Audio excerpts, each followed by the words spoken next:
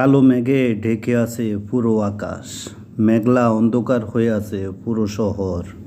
এই বুঝি নেমে আসলো মুষলধারে বৃষ্টি। নিতর কালো অন্ধকার মতন ছায়ার মতন ঢেকে আছে মেঘলা আচ্ছন্ন পুরো শহর। বৃষ্টি না হওয়া পর্যন্ত আকাশ পরিষ্কার হবে না।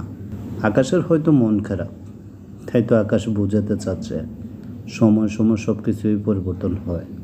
কারো জীবনে অন্ধকার নেমে আসে, আবার কারো জীবনে আলো।